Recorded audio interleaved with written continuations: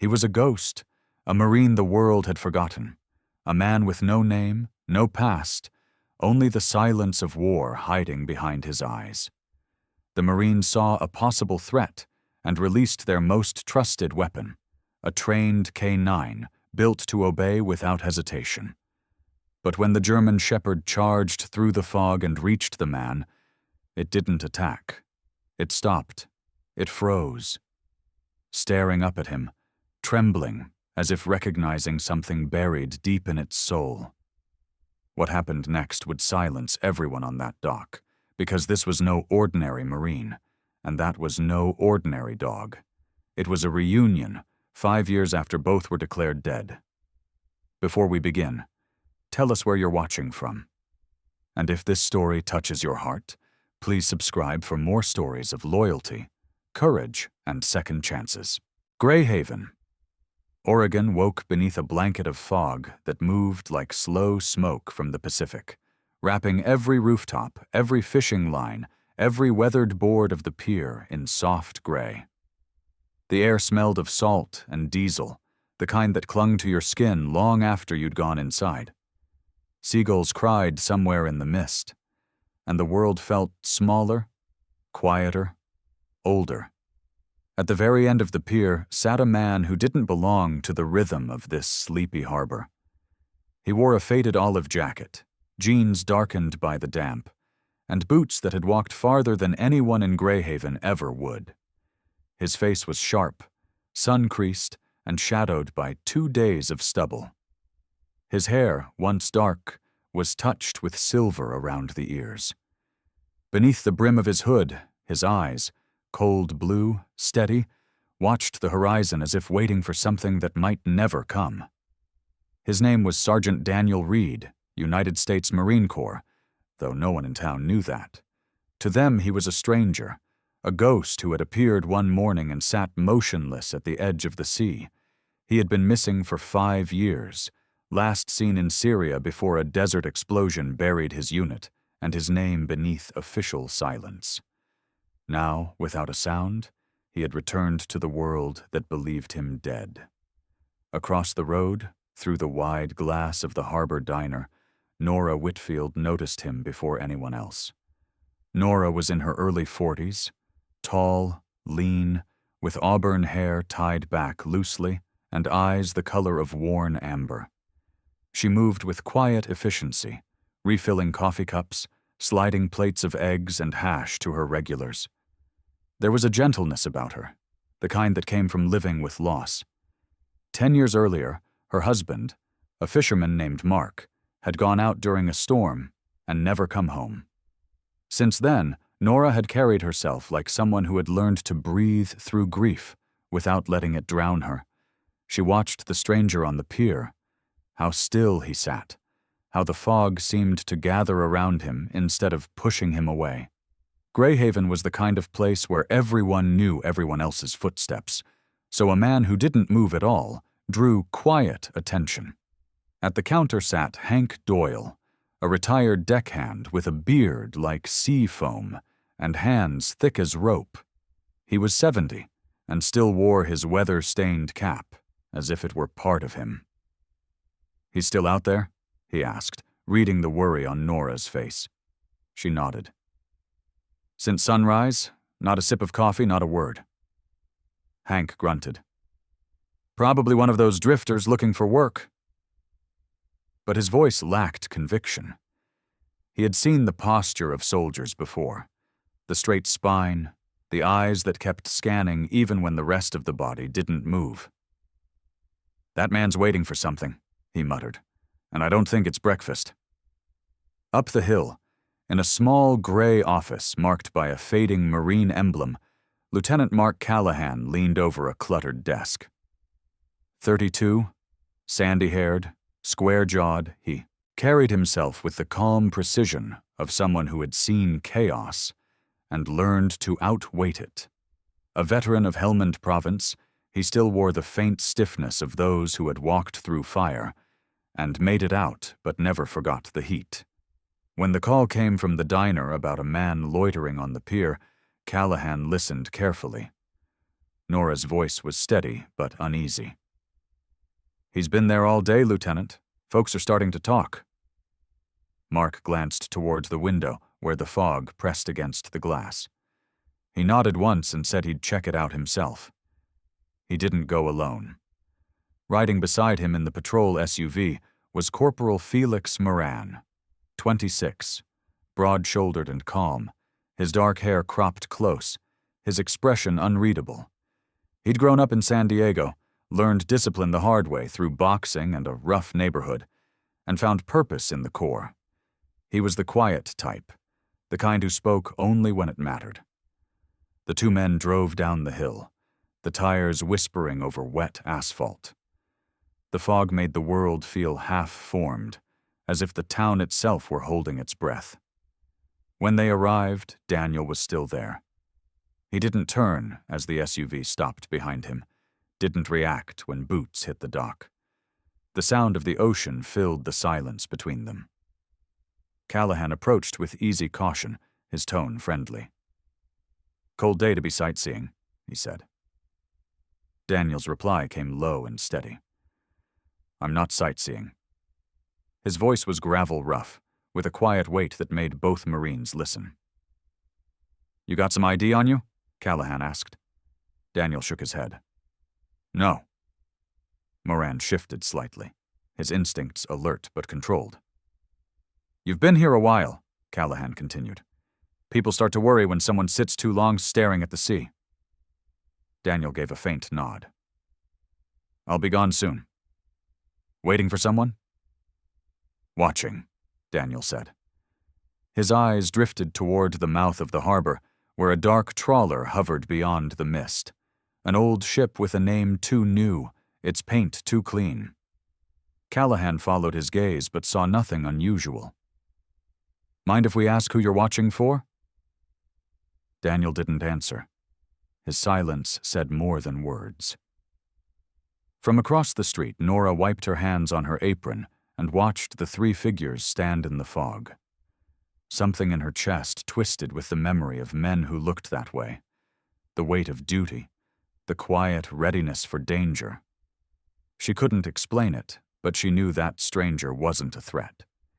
He was waiting for something deeper. Hank called after her as she moved to the phone. "Don't stir up the hornet's nest, Nora." But she had already decided. Safety came first, even when it didn't feel right. She dialed the base again, asking for backup. Inside the SUV, Callahan debated his next move. He could order Daniel to come in for questioning, but something about the man's composure made him hesitate. This wasn't a drifter or a drunk. It was a soldier still living inside his orders. "Look," Callahan said finally, "you don't seem like trouble. Why don't you come up to the diner, get warm, maybe talk?" Daniel considered it, then stood slowly. The movement was controlled, respectful. "All right," he said. They walked together through the fog, three shadows returning to the light. When they entered the diner, warmth and the smell of coffee filled the space. Conversations hushed. Nora poured 3 cups before anyone asked. "Cream?" she offered. Daniel shook his head. Up close, Nora could see the thin scar along his jaw and the calm behind his tired eyes. "You've been sitting in the cold for hours," she said softly. "At least let the coffee do its job." Daniel managed a small, polite smile. "Thank you, ma'am." The sound of it, gentle, formal, made her think of her late husband's shipmates when they used to visit after Mark's funeral. Men who spoke little, but meant every word. Callahan leaned against the counter, studying Daniel as steam rose between them. "Where you coming from?" he asked. "South," Daniel said. "Heading north?" "Something like that." "Work?" Daniel hesitated.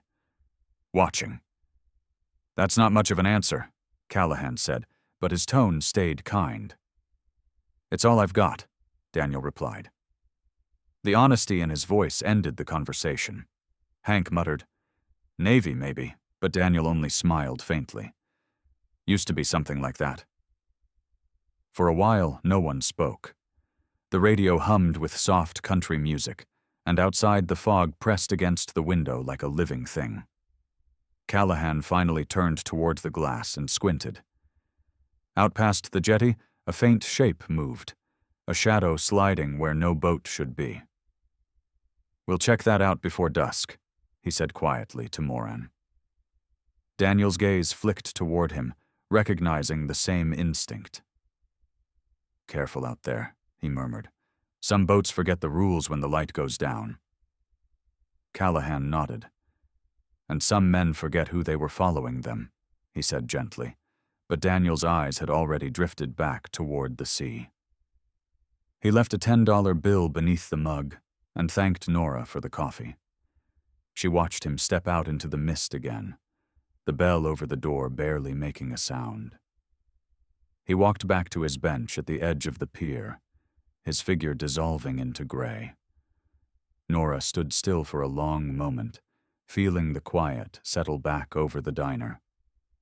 Then she looked down at the note she had written, the number to the Marine base on the hill, and finally reached for the phone. The fog didn't lift that afternoon. It thickened, turning the harbor into a painting done in shades of silver and ash. The boats rocked gently against their ropes, the dull thud of hulls echoing beneath the pier like a tired heartbeat. Inside the harbor diner, Nora Whitfield stood by the window, phone in hand, watching the lonely figure of Daniel Reed fade and reappear with every passing gust of mist. Her chest tightened with the kind of unease she had learned not to ignore. In Greyhaven, silence was never just silence. It was warning. She took a slow breath, dialed the Marine outpost on the hill, and spoke the words she had been trying to avoid. "This is Nora Whitfield, from Harbor Diner. There's a man on the pier. Been there all day. Says nothing. Looks military. Folks are getting nervous. The officer on duty promised to send someone right away." Up the hill, Lieutenant Mark Callahan returned to the base office, shaking off the damp cold from his jacket.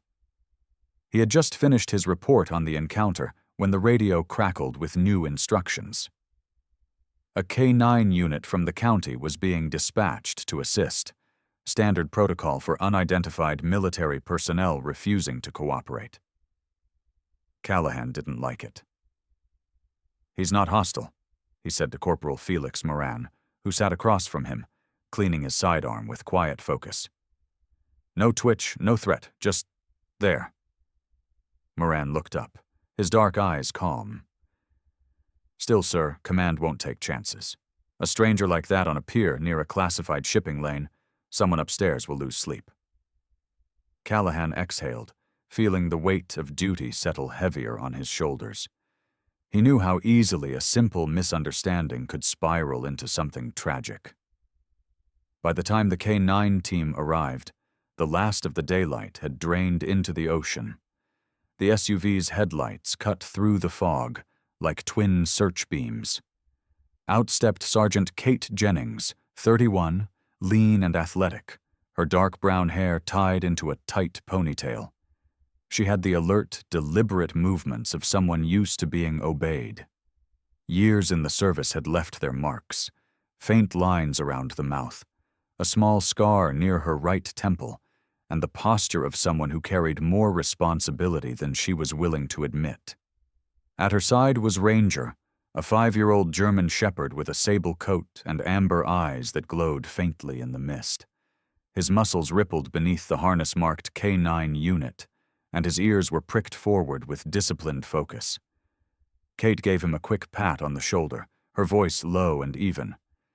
"Stay close, Ranger. Watch and wait." The dog responded with a soft huff, steady as stone.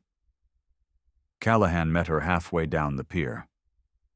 "Appreciate the help, Sergeant," he said, "though I'm not sure this one needs force."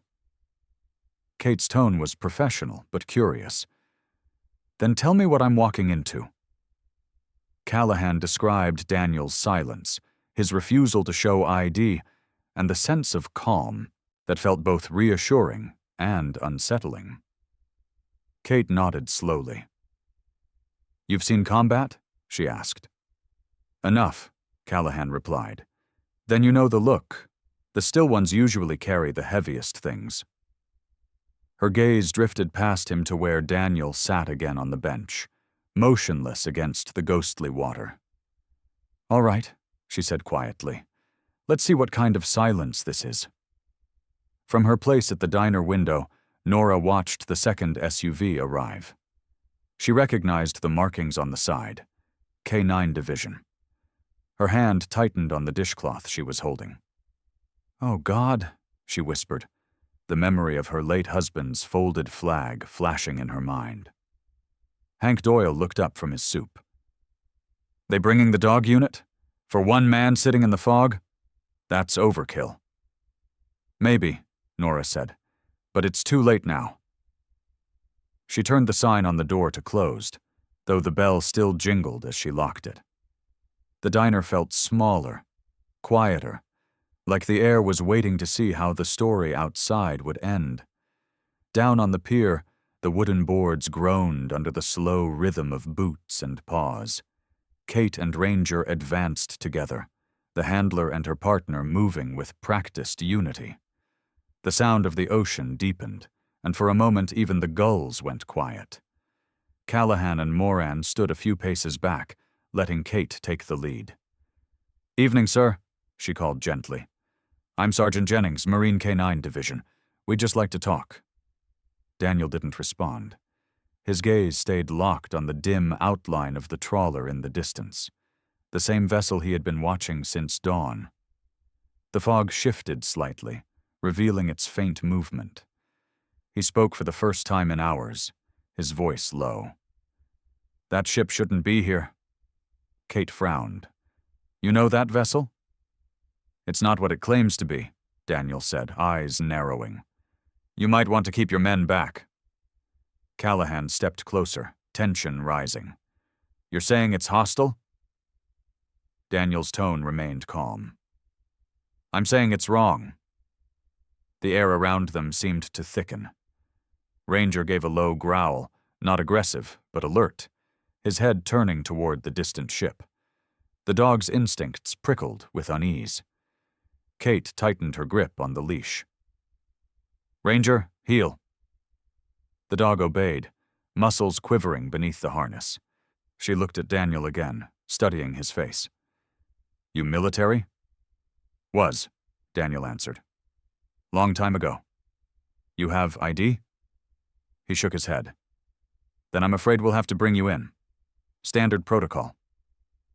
Daniel's eyes flicked to the water again, calculating. "If you're going to do it now," he said softly. "You won't have time later." The tension broke like glass. Over the water came the faint rumble of an engine. The trawler's lights flared suddenly, blinding in the fog. Callahan turned sharply, radio in hand. "Base, this is Lieutenant Callahan. Unregistered vessel making. Movement out of Grid 12. Requesting confirmation." Static answered him. The line was dead.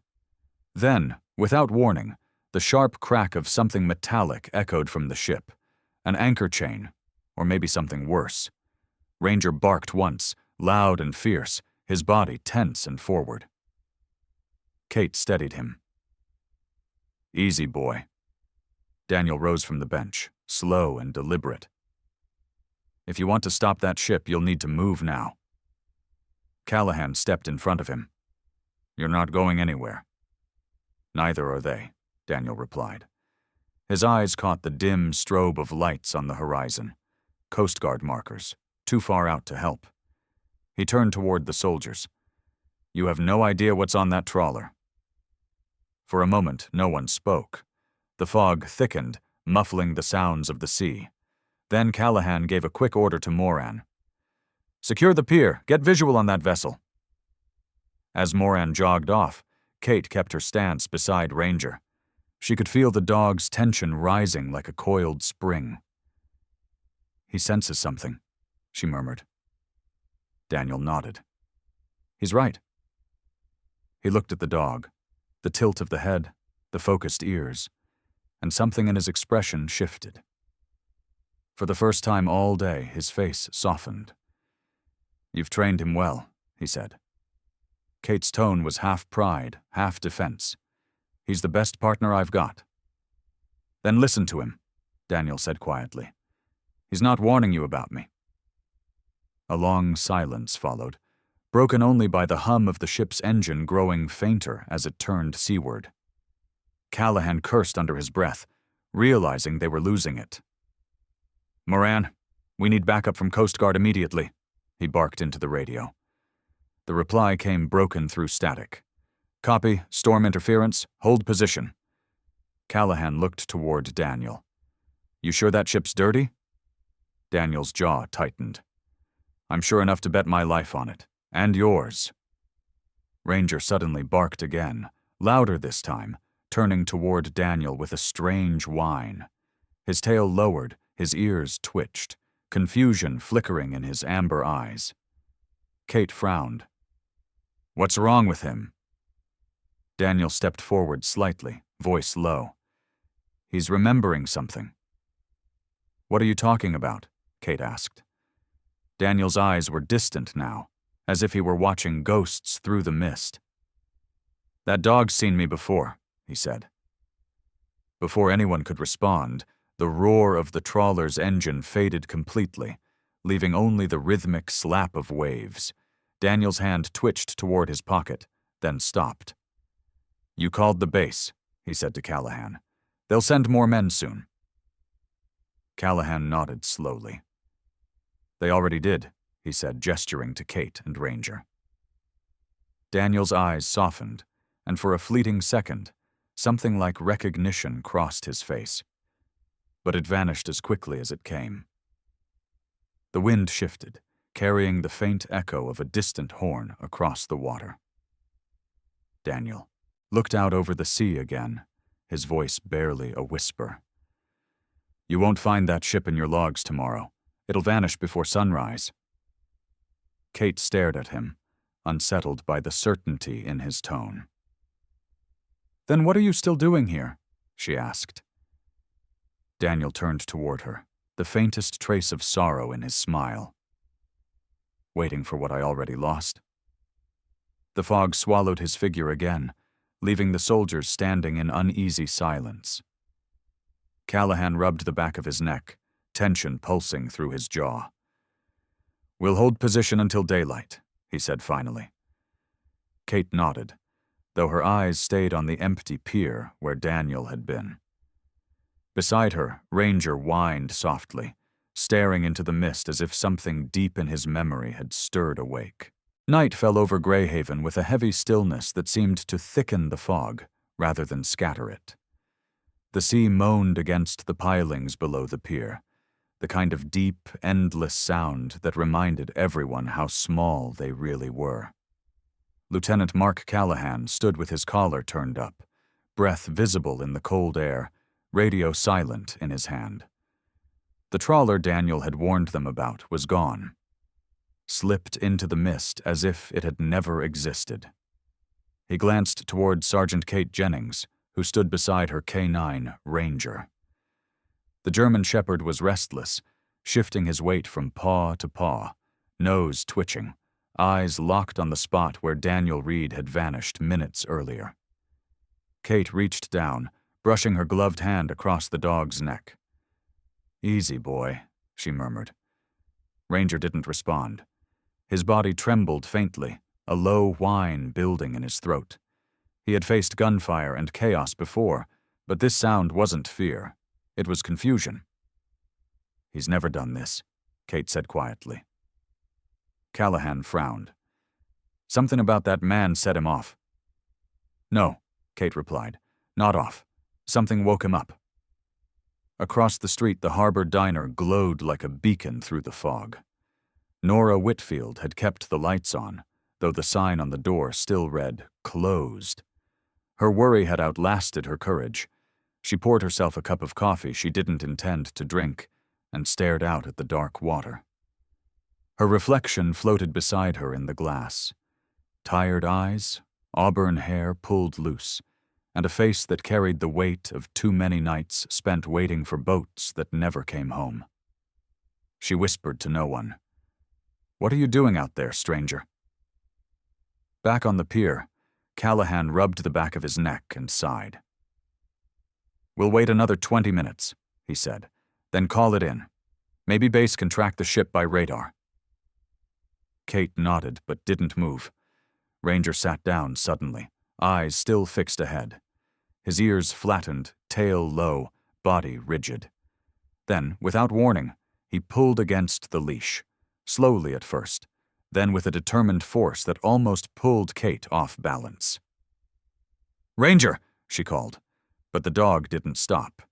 He moved forward step by step, through the fog, toward the far end of the pier. "Jennings, control your K9, Callahan ordered, but she ignored him and followed. Her instincts told her to trust the dog. He was trained to detect danger, explosives, movement, even emotion. Ranger's breathing quickened. His paws thudded against the wet planks until he came to a stop 10 feet away from where Daniel now stood. None of them had seen him return. He was there again. Calm, still, like a shadow brought back to life. Daniel didn't flinch. He simply watched as the dog approached. Ranger's growl started low and deep, rumbling like thunder building far away. His eyes met Daniel's, and for a heartbeat the world seemed to freeze. The leash in Kate's hand went slack. The dog's body trembled, but not from aggression. Something else had taken hold. Recognition. Daniel lowered himself slightly, his voice a soft rasp carried by the mist. "Easy. Bear." The name slipped out before he realized it. Kate blinked. "What did you just say?" Daniel didn't answer her. His gaze never left the dog. "Come here, Bear," he said again, quietly, firmly, like someone speaking to an old friend. Bear, took a hesitant step forward, his ears twitching. His chest rose and fell in quick bursts as his mind struggled between training and memory. Then, with a low, trembling sound that wasn't quite a bark, he closed the distance. He stopped just before Daniel, lifted his head, and sniffed the air. A second later, his entire body shook, and a small broken whine escaped his throat. He pressed his forehead against Daniel's knee, tail sweeping once, twice, and then still. Kate's jaw dropped. "What in God's name?" she whispered. Callahan moved closer, stunned. "You know this dog?" Daniel reached out, fingers brushing through the thick fur behind Bear's ears. "I did," he said softly. "A long time ago." Kate looked down at the dog. Her dog, who now sat obediently beside Daniel, panting lightly, eyes filled with something she had never seen in them before. She had worked with Ranger for almost 2 years, through drills, deployments, rescues. He was disciplined, fearless, loyal, but never like this. "That can't be," she muttered. "Ranger was a rescue from the core K9 program. He was transferred from overseas after... Her voice caught. She remembered the paperwork she had signed when she got him. Handler, deceased, reassignment approved. Daniel nodded slowly. "We were deployed together, Operation Dust Storm. There was an explosion. Sandstorm took us apart. They told me he was gone. I buried half of that desert thinking I'd lost him." Callahan's face hardened, his mind racing to connect the impossible. "You're saying this dog, this exact dog, served under you?" Daniel looked up, meeting his eyes with quiet certainty. "You can check the scar on his left shoulder. Shrapnel wound. I stitched it myself under blackout light." Kate's hand moved instinctively to the spot Daniel mentioned. Beneath the fur, barely visible, was a thin, raised line of old scar tissue. Her breath caught. How is this possible?" Before anyone could answer, a beam of light sliced through the fog. A black SUV rolled to a stop near the diner, its headlights reflecting off wet asphalt. A woman stepped out, her silhouette sharp against the glow. She was in her late 30s, medium height, dark hair pulled into a tight bun, wearing a tailored navy jacket over black slacks. Her name was Agent Lillian Rhodes, Federal Liaison for Interbranch Operations. She carried the kind of authority that didn't need to be announced. Her voice was clear, clipped, and confident. "Lieutenant Callahan," she said, flashing a badge. "Stand down. This man and the animal are under federal classification." Callahan squared his shoulders. "With respect, Agent, my men and I—" "Your men," she interrupted smoothly, "have just interfered with an active recovery mission." She glanced at Daniel, her expression unreadable. "Sergeant Reed, you weren't supposed to surface yet." Daniel's jaw tightened. That mission ended a long time ago. "Not for us," she replied. "You were declared missing in action. That means classified. You showing up here compromises everything." Nora had stepped out from the diner, drawn by the sound of engines and voices. She crossed her arms against the cold, her concern overriding her caution. "He's not hurting anyone," she said firmly. Agent Rhodes turned her gaze toward Nora, appraising her in a single look. "Ma'am, I appreciate your concern, but this is a military matter." "He's a person," Nora replied, voice steady. "Not a matter." Kate stood beside her dog, still trying to make sense of what she had just witnessed. Bear sat pressed against Daniel's leg, tail thumping weakly, eyes half closed in contentment. "Agent Rhodes," Kate said slowly, "if this man really handled him before me, then he deserves an explanation. This dog recognized him. You can't fake that." Rhodes hesitated, then sighed. "There was a report, 5 years ago. A Marine handler and his K9 lost during an ambush in the Syrian desert. No remains recovered. The dog's tracking chip malfunctioned, and the handler's name was Daniel Reed." She looked at Daniel. "You should have stayed gone." Daniel stood, resting his hand gently on Bear's back. "You can erase files," he said quietly, "but you can't erase what we were." Rhodes's expression softened for a fraction of a second, then hardened again. "We'll take it from here." Kate took a step forward. "No, ma'am," she said firmly. "This isn't standard protocol. You can't just walk in and—" Rhodes cut her off. "You're out of your jurisdiction, Sergeant." "And you're out of your humanity," Nora said, surprising everyone with the calm steel in her tone. The fog swirled around them, the sound of waves breaking below. For a moment, the pier felt like a stage suspended between two worlds, the past and whatever came next. Callahan broke the silence. "Agent Rhodes, we can sort jurisdiction later. Right now, the important thing is that this animal just proved something extraordinary. Maybe we should all take a breath." Rhodes looked from Callahan to Daniel, then down at Bear, whose eyes reflected the pier lights like molten gold. "Fine," she said coldly. "But understand this. None of you saw what you think you saw. As of tonight, this incident doesn't exist." She turned back toward her vehicle. "I'll be in contact." When the SUV pulled away, its red taillights fading into the eye mist, the pier fell silent again. Daniel crouched beside Bear, scratching gently behind his ears. "Guess it's really you, old boy," he murmured. The dog pressed closer, sighing in a way that almost sounded human. Kate watched them, her heart heavy with something she didn't yet understand. Callahan glanced toward Nora, who stood on the boardwalk, her eyes bright with disbelief and hope. "You think anyone will believe this?" she asked quietly. Callahan shook his head.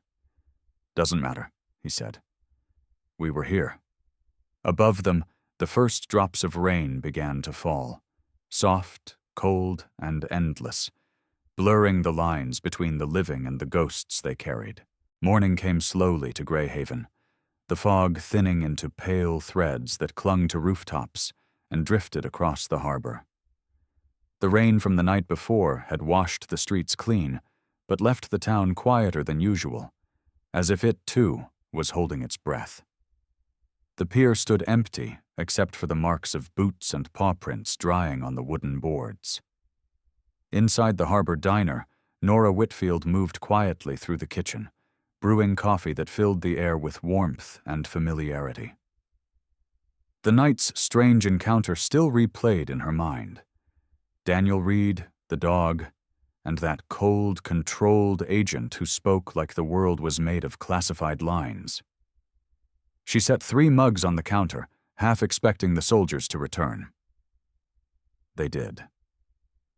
Lieutenant Mark Callahan entered first, his jacket damp, his eyes tired from a night without sleep. Sergeant Kate Jennings followed, a step slower, the leash in her hand loose. Bear walked beside her. Not Ranger anymore, but Bear, his movements calm and assured, as if the fog of confusion had finally cleared. Daniel trailed behind them, still wearing that faded olive jacket, still silent. But there was a new steadiness in him, like someone who had found his compass again. Nora poured the coffee without a word, pushing the mugs toward them. "You all look like ghosts," she said softly. Callahan gave a tired chuckle. "That's about right." Kate rubbed her temples. "Agent Rhodes wants a debrief in an hour. She's bringing someone else, some kind of special liaison from Defense." Daniel looked up at that. "They're not coming to debrief," he said quietly. "They're coming to cover it up." Before anyone could respond, the low rumble of engines echoed outside. 2 black military trucks rolled down the street, their tires hissing on wet pavement. The vehicles stopped near the pier, and a group of uniformed personnel stepped out.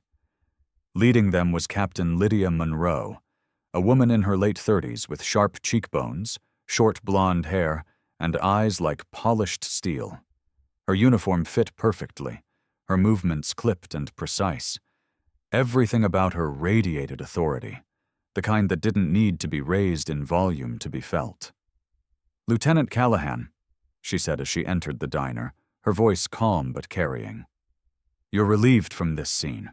This matter now falls under Federal Defense Command." Her gaze swept the room, stopping on Daniel.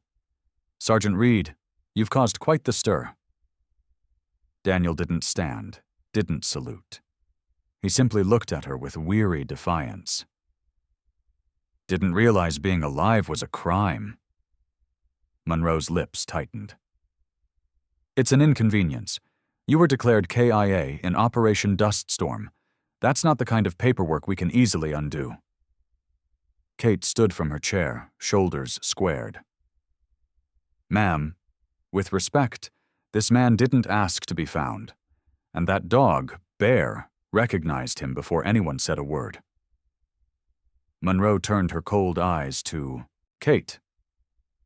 "Sergeant Jennings, you're speaking out of turn." "Maybe," Kate replied evenly, "but I'm also speaking the truth." Monroe ignored her and gestured toward one of her subordinates, a tall man in his 40s wearing a black windbreaker marked with the insignia of the Defense K-9 Division. "Corporal Emily Hart," she said. "You have the scanner?"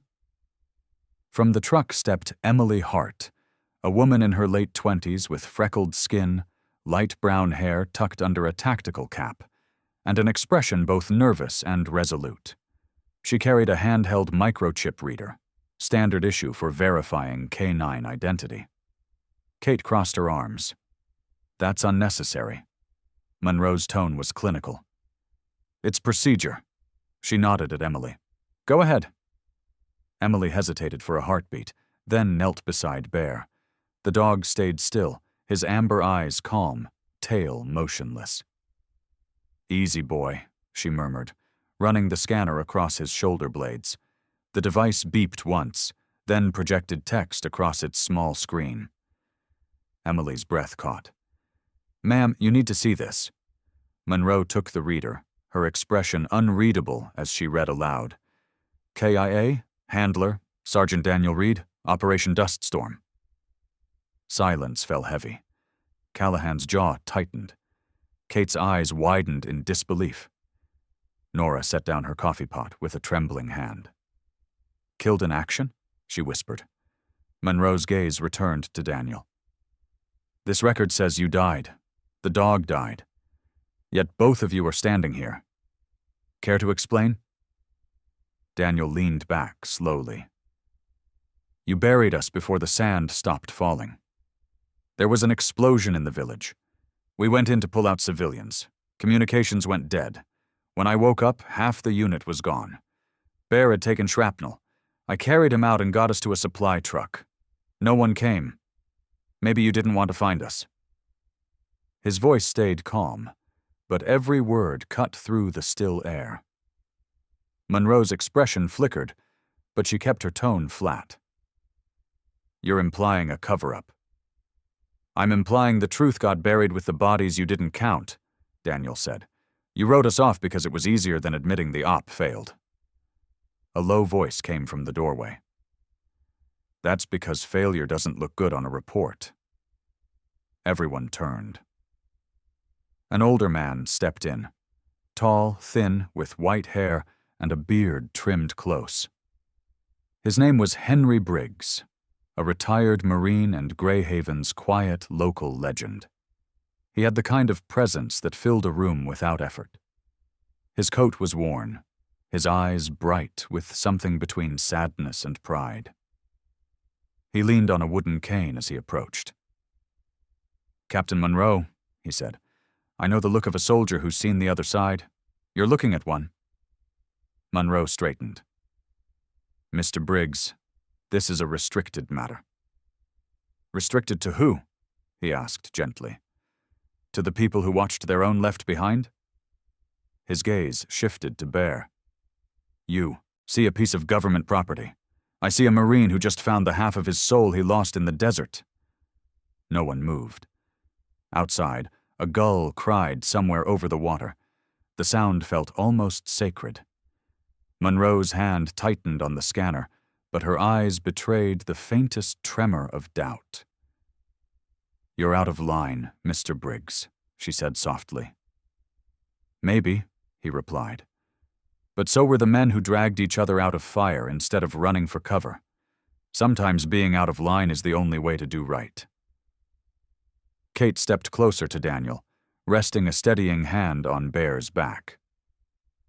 The dog leaned into her, sensing the tension. "Captain," she said, voice controlled, "I don't know what your orders are, but I know what I saw. This isn't protocol. It's something bigger.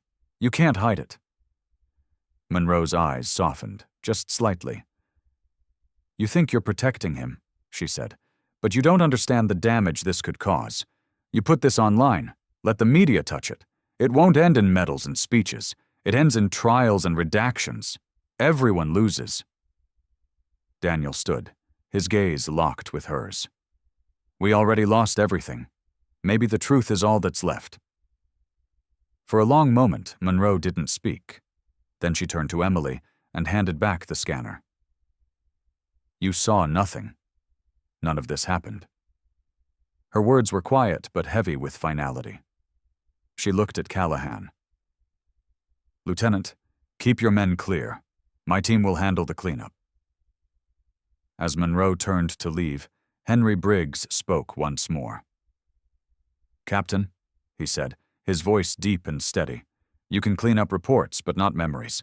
That dog remembered before any of us did. Maybe that's what makes him more human than we are." Monroe paused at the door. For a fleeting second, something flickered behind her eyes. A memory, perhaps, of her own fallen comrades.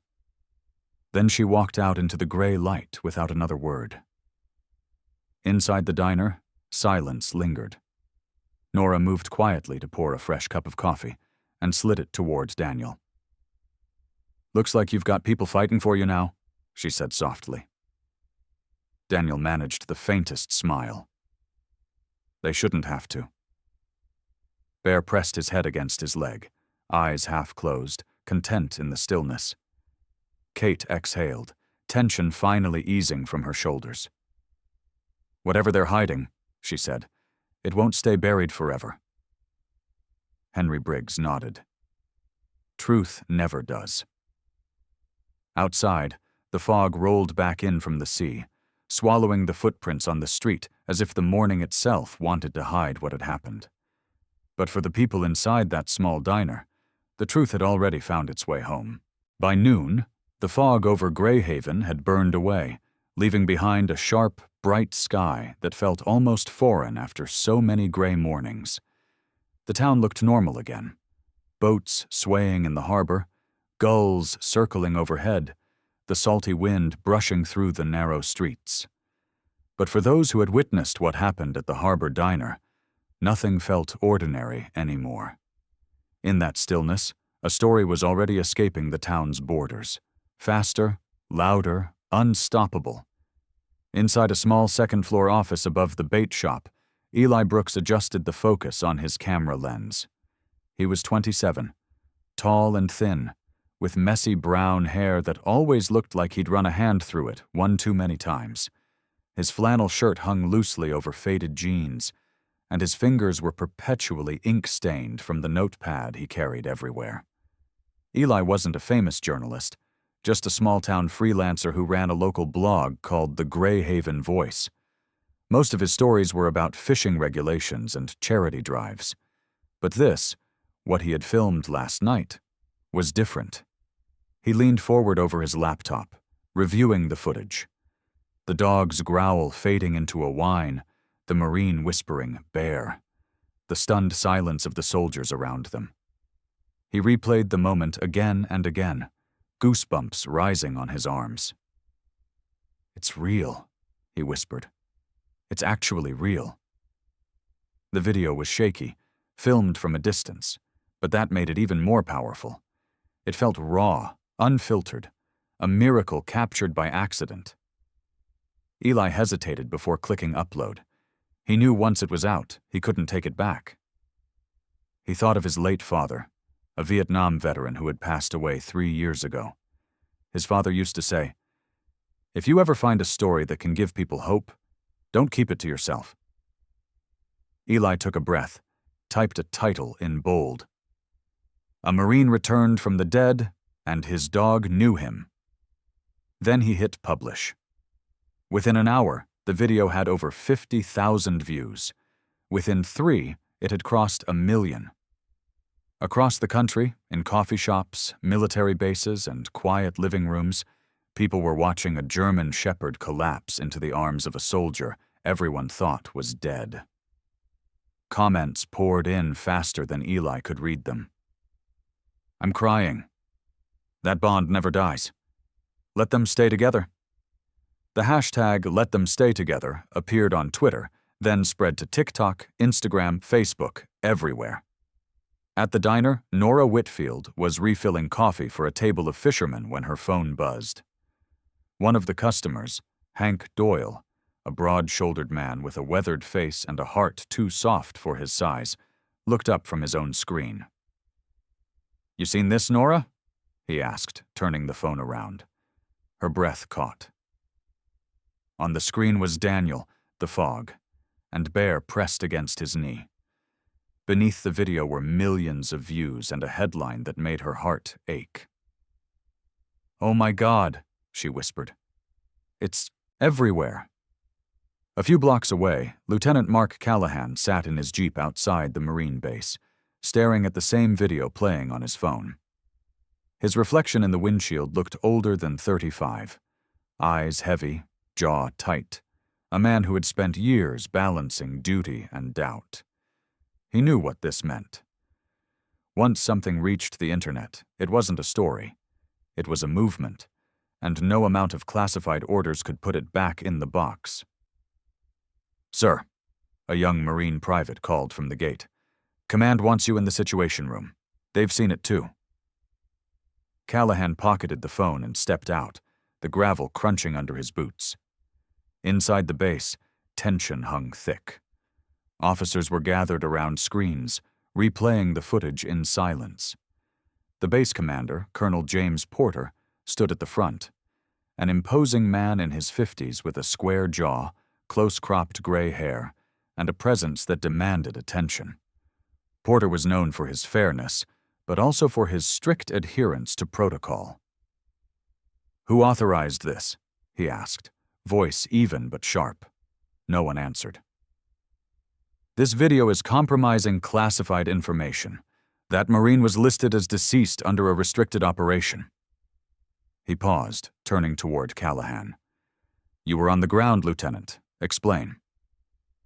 Callahan stood straight, his tone calm. "Sir, no one authorized it. A civilian filmed it. But the footage is authentic. The dog recognized Sergeant Reed before anyone knew who he was. That's not something you can fake." Porter's brow furrowed. "Authentic or not, the internet doesn't care about nuance. Public Affairs is already fielding calls from D.C. The Pentagon wants answers." He rubbed his temples. "We can't bury this now. It's gone viral." Meanwhile, at a newsroom in Portland, a national anchor was already preparing a segment. The producer, Maya Chen, a 32-year-old journalist with black hair cropped neatly at her chin and sharp brown eyes, adjusted her earpiece. She had covered war zones and political scandals, but she knew a rare kind of story when she saw one, a story that united people instead of dividing them. "This is it," she told her cameraman. "We're leading with it tonight." Her tone softened. "And make sure the music isn't dramatic. It doesn't need it. The emotion's already there." By the evening broadcast, the story was everywhere. The headline on national TV read, "The Miracle at Greyhaven, Fallen Marine Reunited with His K-9 Partner." Veterans called in from across the country, some with voices trembling, some unable to speak at all. One caller, an elderly man from Kansas, said through tears, "That's what loyalty looks like. We lost friends overseas, but watching that dog remember. It's like they all came home for a minute." In Greyhaven, Daniel sat on the bench overlooking the sea again, Bear resting beside him. The noise of the world felt far away, but he could sense the ripple it had made. Kate Jennings approached quietly, her boots scuffing the wooden boards. She had shed her tactical vest for a simple gray hoodie, her dark hair pulled loose for once. "You've seen it, haven't you?" she asked. Daniel nodded. "They turned it into a story." "It is a story," she said, "and it's giving people something they didn't know they needed." He gave a small, tired smile. "Hope's a dangerous thing, Sergeant." "Not if it's earned," she replied. From behind them, Nora appeared with 2 thermoses of coffee, her apron still on. "You're famous now, Daniel," she teased gently, handing him one. "Or infamous." He took it with a nod. "Guess there are worse things."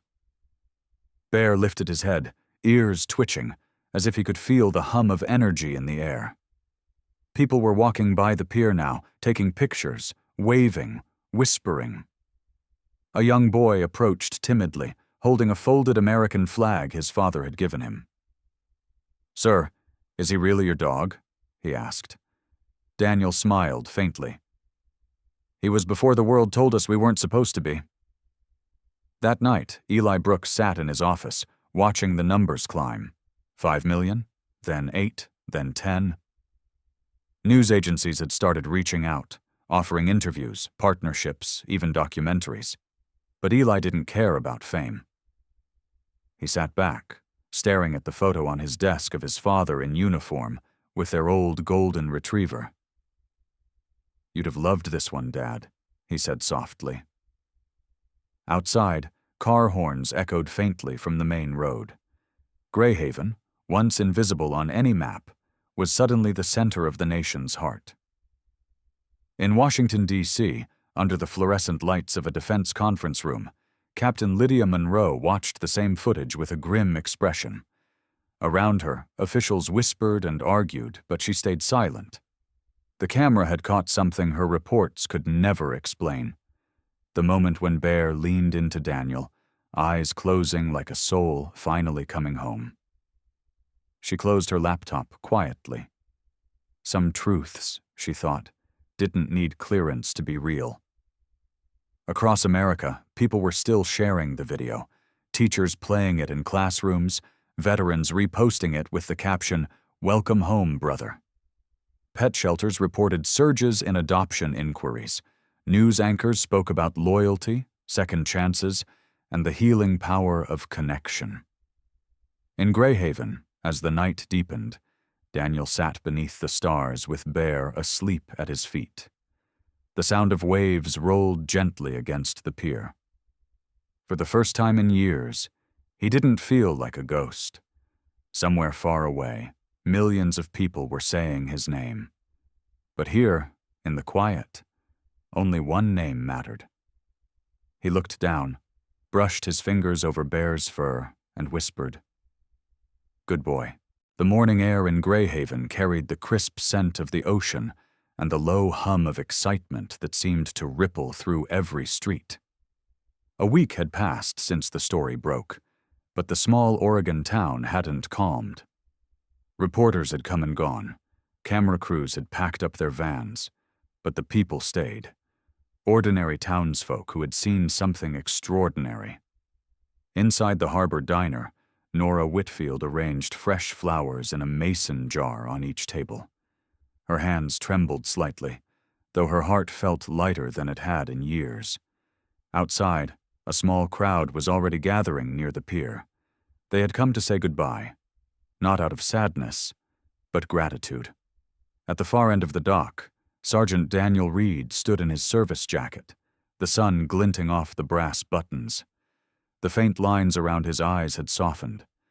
The haunted stillness that once clung to him was gone. He looked every bit the Marine again, steady, composed, alive.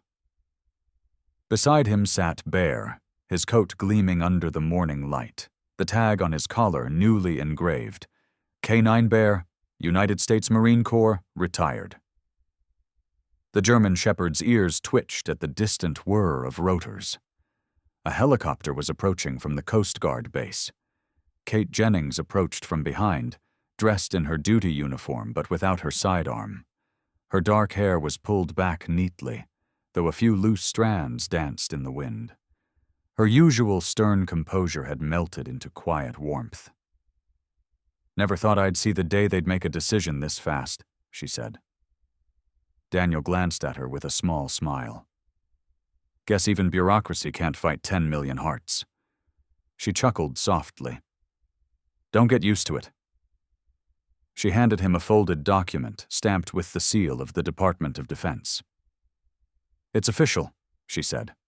"Bear is granted full honorable discharge, placed permanently under your guardianship. They even called it Operation Homecoming." Daniel unfolded the letter, scanning the neat typeface. He exhaled, his voice low. "Never thought a piece of paper could feel heavier than a rifle." Kate's gaze softened. "You earned it, Sergeant. Both of you did." Behind them, Eli Brooks, the young reporter who had started it all, stood near the rail with his camera lowered for once. He wore a dark denim jacket and had trimmed his unruly hair, but his eyes still carried that restless curiosity. When Daniel noticed him, he gave a nod. "Didn't expect you to stick around." Eli smiled faintly. "After all this, I couldn't leave before the ending." Daniel looked out over the water. "Let's hope it's a good one." "It already is," Eli said quietly. "Sometimes the world just needs to be reminded that loyalty still exists." A voice called from the boardwalk. "Hey, you leaving without saying goodbye?" Henry Briggs approached, cane in hand, his weathered face bright with pride. He wore a faded Marine cap from another lifetime and walked, slower than before, but there was strength in every step. Daniel straightened, instinctively saluting the older man. "Couldn't have done this without you, sir." Henry returned the salute with a shaky hand. "Son, I just said what everyone else was too afraid to admit. You did the hard part, coming back." From the edge of the crowd, Nora stepped forward holding a small paper bag. Her gray sweater fluttered in the breeze. "You'll need this on the flight," she said, handing it to Daniel. Inside were 2 sandwiches wrapped in wax paper and a thermos of coffee. "Harbor Diner special, still on the house." Daniel smiled, touched. "Thank you, Nora, for more than just breakfast." She waved him off, her eyes glistening. "Just promise me one thing, don't disappear again." Bear stood suddenly, ears perked toward the growing sound of rotors overhead. The helicopter descended slowly, whipping the sea mist into swirling white ribbons. Its searchlights cut through the haze, illuminating the pier like a stage. The pilot, a young man in an orange rescue uniform, gave a thumbs up as the wheels touched down. As Daniel prepared to board, Colonel James Porter stepped out from the crowd, his polished boots reflecting the light. The hardened lines of his face seemed softer today, and his voice carried both respect and regret. "Sergeant Reed," he said, extending his hand. "I owe you an apology. The system failed you, but you never failed your oath." Daniel shook his hand firmly. "I didn't come back for the system, sir. Just for him." He looked down at Bear, whose tail thumped gently against the planks. Porter's lips curved into a rare smile. "Then you both did your duty." Before Daniel climbed aboard, Eli lifted his camera, not to record for fame this time, but to preserve a moment of history. "One last shot?" he asked. Daniel hesitated, then nodded. He crouched beside Bear, resting a hand on his shoulder. Bear looked straight into the lens, his amber eyes reflecting the gray of the ocean and the warmth of his handler's touch. The shutter clicked once. Kate stepped forward. "You sure you're ready for this?" Daniel looked up at the open ramp of the helicopter, the blades slicing the air above. "For once," he said. "Yeah, I think I am." She smiled. "Then get moving before I start crying in front of my unit." As Daniel and Bear ascended the ramp, the crowd erupted into cheers. Flags waved, phones lifted, and somewhere in the back, a group of veterans stood at attention, saluting as the Marine and his dog took their final walk together. Henry Briggs's voice carried through the wind. "Fair winds and following seas, boys." The helicopter lifted slowly, rising above the pier as Bear pressed close to Daniel's leg. From below, Nora raised her hand to wave, and Eli captured the last frame. A Marine silhouetted against the morning sun, his loyal companion beside him, both framed by the endless sea. The crowd watched until the aircraft was nothing more than a dot disappearing into the blue. The wind settled, the sound fading into quiet, leaving only the rhythmic whisper of the tide. Weeks later, Greyhaven returned to its calm rhythm, but reminders of that day remained. On a bright autumn morning, Nora stood beside Henry and Kate at the end of the pier. Between them, a small bronze plaque had been mounted into the wood. Its inscription read, "For those who never truly left us, and the loyalty that guides them home." Kate traced her finger across the words. "He'd like this," she said softly. Nora nodded. "He earned it." Henry tapped his cane lightly against the planks. "That's what home's for. To remember." A light breeze swept across the harbor, carrying the scent of salt and pine. Somewhere a dog barked once, sharp, clear, and full of life. The three of them looked up instinctively toward the sky. The sound was faint, distant, but unmistakable. Nora smiled. "Guess he's still watching over us." The sun dipped low on the horizon, casting the pier in gold. The waves lapped gently against the shore, the town exhaling as if at peace. And though Daniel and Bear were miles away, their story lingered in every creak of the boards, every echo of the wind, a promise that loyalty, once found, never truly fades. In a world that often forgets its heroes, sometimes God sends a reminder, not through thunder or miracles in the sky, but through loyalty, love, and the quiet faith of a dog who never stopped waiting. Daniel and Bear's story isn't just about war or loss. It's about redemption, proof that even in our darkest hours, grace finds a way to reach us. Maybe that's how God works. Not in lightning, not in fire, but in a heartbeat that still remembers, in a bond that outlives death itself. So tonight, wherever you're watching from, take a moment to look at the ones who stand by you, your family, your friends, or maybe the loyal soul sleeping at your feet. Because sometimes, the greatest miracles don't happen in churches or on battlefields. They happen quietly, in love that refuses to die. If this story touched your heart, please share it with someone who needs to believe again. Leave a comment below with a simple Amen if you believe some bonds are made in heaven. And don't forget to subscribe for more true stories of faith, loyalty, and the everyday miracles God still sends our way. May God bless you, and may He bless every soul who's ever loved, lost, and found their way home again.